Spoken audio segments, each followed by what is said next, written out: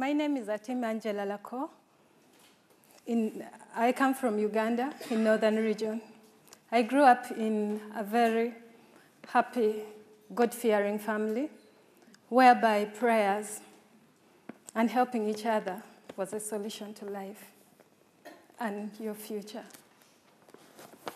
My dream was to become a lawyer by then, but at the age of 14 years old, all my dreams were shattered. In 1996, I was abducted among the girls from St. Mary's College, Aboke, by a rebel leader, by a rebel group that was fighting Kony by then. 139 girls reached the destination on that first day. And sister, who was our deputy headmistress, Sister Raquel, followed us and pleaded for the rescue of the girls.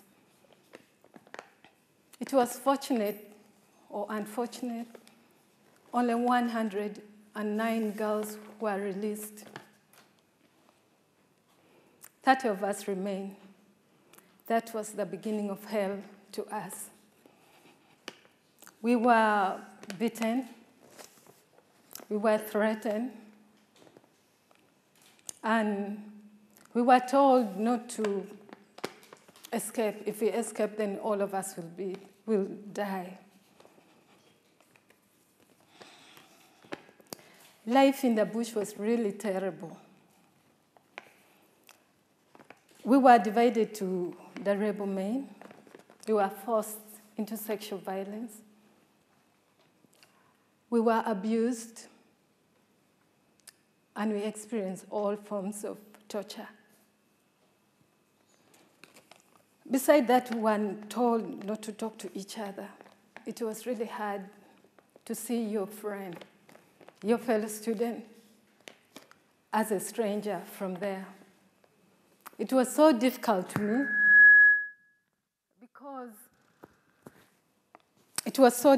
me because I come from a large family who cared for each other and loved each other. I was seen as a ringleader because they thought I was mobilizing the girls to escape. And every time they keep on punishing me, beating me, torturing me, not to escape, but I never gave that hope. I knew that at one point, I'll go back home. Despite all the difficulties and sufferings, there were times that I had hope. I remember I used to pray so much. I come from a strong Christian family, and I could pray that none of my family members could really be abducted. And each time that there were captives coming in, and I see around, and I don't see any of my family members, I thank God, and I gained that hope again. In 2002, there was a woman who had 3 children, and the rebel leader wanted to take some of the women back to Uganda, and we were in Sudan by then. She told me to promise for our child that if I'm escaping, I have to escape with the child. It was really so difficult because people were dying, life was so hard, we were into ambushes, but I had to promise her. Little did I know that this woman was not going to reach Uganda. When they reached at the border, she died with some other women. When I heard of her death, I even stayed stronger to live for the girl because I knew that was her wish. And I had to fulfill the promise that I made to the mother. though hard, but I never gave up, just to live for the girl. Despite all the torture, there were moments that I believed that God is alive, protecting me. I escaped death several times, innocently. I was threatened to be killed, and this really kept me moving on.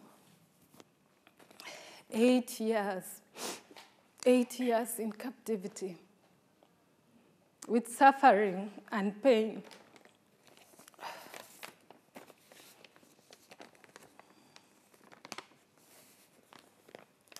I've been longing for this day.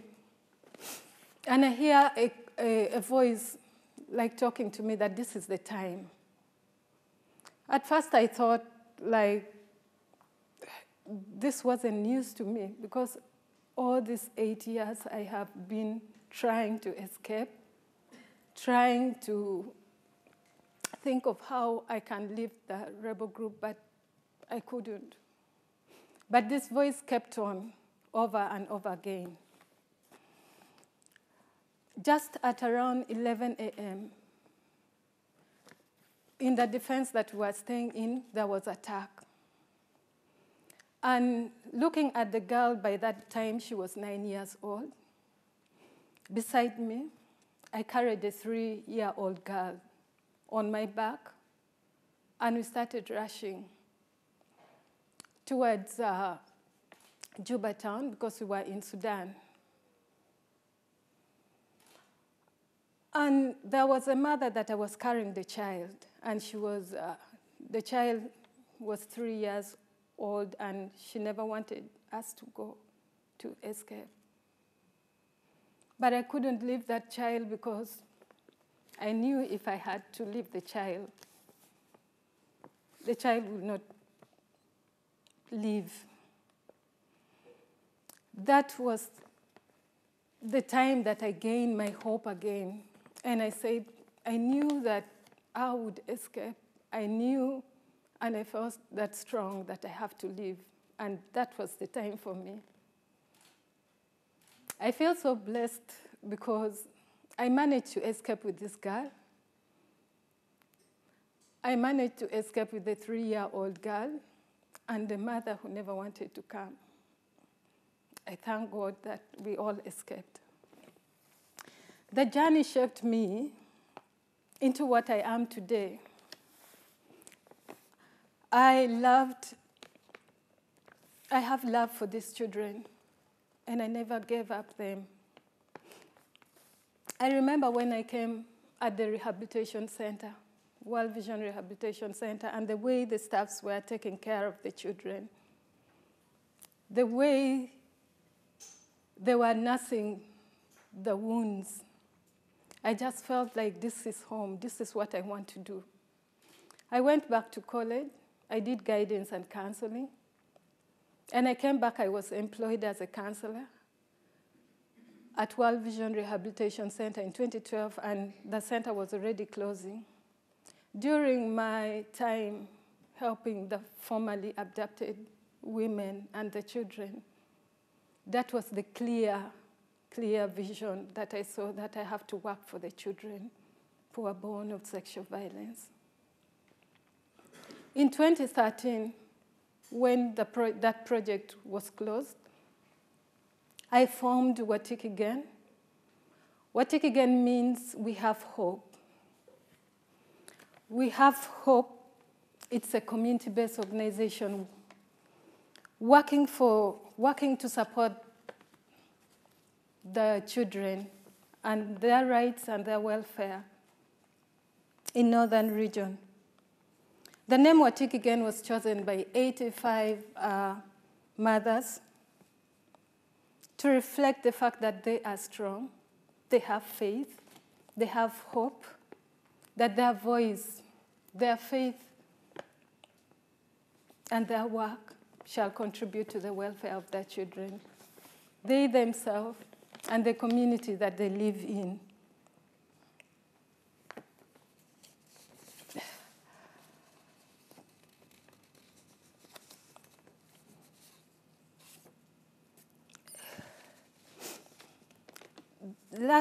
Actually this year, one of the child that was so lovely, she died innocently with no pain, no sickness, but she was just poisoned. We felt so bad, and we thought this should not continue again to other children. And our hope continued. Seeing the children born in captivity grow in peace, building their self-esteem, and the way they see themselves is what motivates me and energizes me, and that is why I am here. I still have hope, and we have hope, that because we are the victims, we are the survivors, and we are the women of these children, we can change the situation of these children. We have hope that many more donors will come to support our organization directly, because there are hundreds of children who are still suffering silently there in the community. We have hope that the children born out of sexual violence shall be freed by our voice, and we are now documenting their success story. We have hope that our voice may rescue and encourage other survivors outside there to advocate for their rights as they live in the community. Thank you.